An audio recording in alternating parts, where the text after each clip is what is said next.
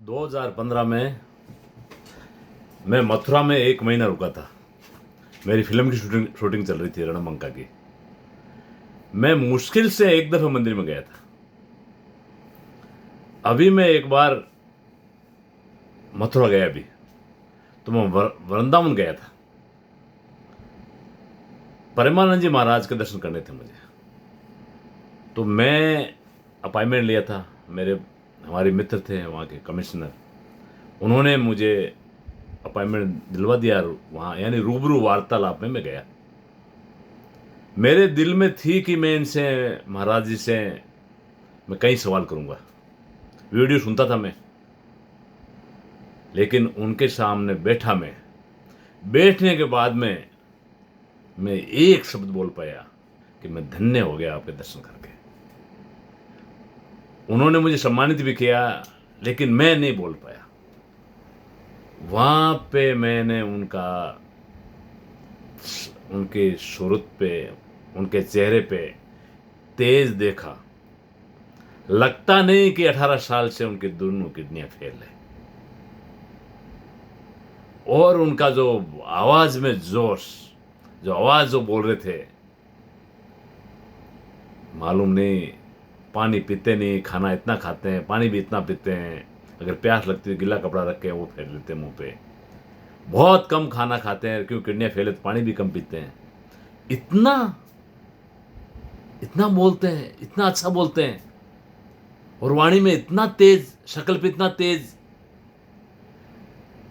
कोई बोल नहीं सकता कि ये इंसान है सामने, वो भगवान है, प्रभु है। अभी मेरी इच्छा है कि मैं वृंदावन में बार बार जाऊं या वहीं बस जाऊं।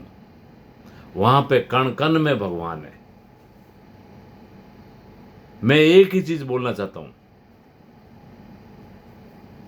कि ये संत है, ये कब देवलोक सिधार जाए, उससे पहले मैं सबसे ये बोलना चाहता हूं कि एक बार जीवन में प्रेमानंद जी महाराज जी के दर्शन करके आओ आप। मैं नहीं मानता था किसी पहले बाबा लोगों को, लेकिन वो बाबा नहीं, वो भगवान है। वहां पे दान पात्र का एक भी पेटी नहीं मिलेगी आपको। 1 रुपया दान पात्र नहीं लेते हैं। और कोई भी मंदिर में चले जाओ आप, बड़े बड़ी पेटियां रखी है, आप पैसे डालो, और आपको कन्वेंस करते हैं कि ये है, और पैसे डालने मजबूर होते हो आप। वहां पे पैसा लेते नहीं है। आपसे 10 लाख भी दो, फिर भी आपसे पैसा नहीं लेंगे वो। भगवान राधा रानी उनका जो इतना बड़े उनके चेले हैं, बहुत है, और इतनी अच्छी व्यवस्था है, राधा रानी चला रही है उनका बस।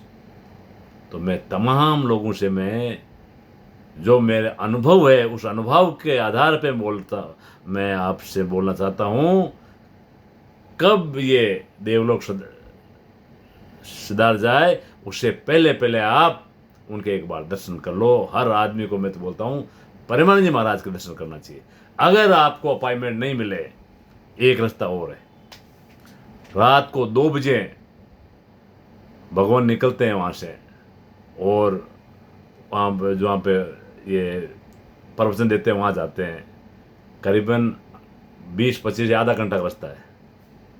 रात के 2 बजे निकलते हैं। तो मैंने सोचा कि दर्शन तो इनके कर लिए, अब क्यों नहीं हम रात को भी वहां जाके नज़ारा देखें कि हम लोग यूट्यूब पे देखते थे कि लाखों लोग खड़े हैं, मगर वो भी देखते हैं। चलो, तो मैं 10 बजे होटल से निकल गया। 10 बजे जाके मैं, मेरी वाइफ जाके बैठ गई वहां पे फुटपाथ पे।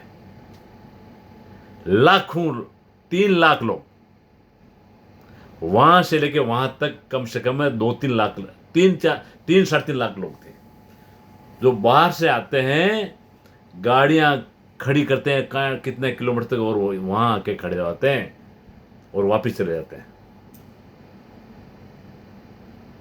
पहले संत है,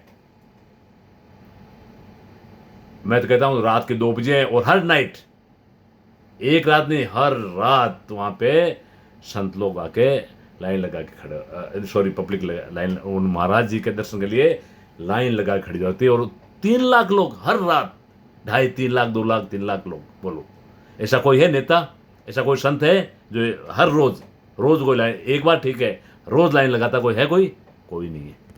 कोई एक ही संत है, उनका नाम है परमानंद जी महाराज।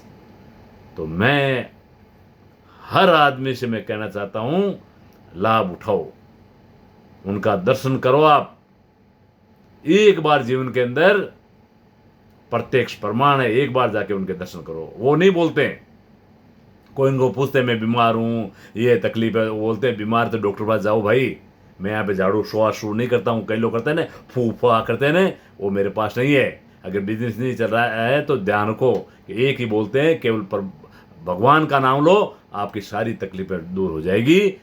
और नॉनवेज मत खाओ, मांस मदिरा दूर रहो इनसे, तो आपका सब कुछ कल्याण होगा, सब कुछ अच्छा होगा। और कल्याण ही कल्याण है, मंगलमय ही मंगलमय है।